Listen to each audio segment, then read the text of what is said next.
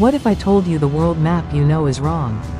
Centuries ago, one small nation dared to redraw it, venturing into the unknown and changing the course of history forever.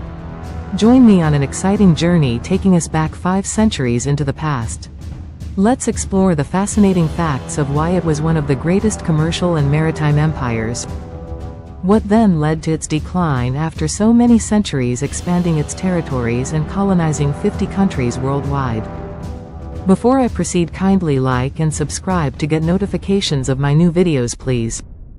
At the beginning of the 16th century, thanks to their superior navigational skills, Portugal was able to create one of the largest and most influential commercial and maritime empires the world had ever seen. One of its greatest legacies are the fact that it gave birth to the legendary navigators and mariners by the like of Ferdinand Magellan, Bartholomew Dias and Vasco da Gama. Imagine how they set sail with caravel ships and their lateen sails that were triangular in shape. This gave Europeans the advantage of finally sailing in both directions along the Indian and Atlantic Oceans. The Portuguese Empire spanned more than 4 centuries from 1415 to 1974. Their daunting explorations of the seas extended from South America, Brazil to the Far East, touching the coastlines of Africa and the eastern colonies, Indonesia, Ceylon, Sri Lanka, Nagasaki, Formosa, Taiwan. The Portuguese created colonies for numerous reasons, discovering new markets for spices, gold, agricultural products, and other resources. In 1500, Pedro Álvares Cabral disembarked in Brazil with 1,200 Portuguese adventurers after badly missing his destination in southern Africa. Up to the day, it is still a Portuguese-speaking country like most other of their colonies. Bartholomew Dias, century 1450 to 29 May 1500, was a Portuguese mariner and explorer. In 1488, he became the first European navigator to round the southern tip of Africa, but his ship with 50 sailors sank just off the coast. Ferdinand Magellan discovered the Strait of Magellan and successfully circumnavigate the globe. He also led the 1519-22 Spanish expedition to the east but died en route. Juan Sebastián del Cano completed it. 1494. The Treaty of Tordesillas between Portugal and Spain. The Treaty of Tordesillas was an agreement between the kingdoms of Spain and Portugal that defined where each could explore and claim lands. Brokered by Pope Alexander VI, the Spanish were granted rights to all lands westward of a line drawn through the Atlantic Ocean, and the Portuguese received lands eastward.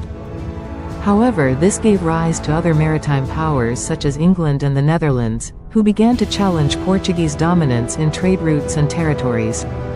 In the year 1580, King Sebastian of Portugal died in battle in Morocco without leaving an heir. Sebastian was King of Portugal from 1557 to 1578. He was the penultimate Portuguese monarch of the House of Aviz.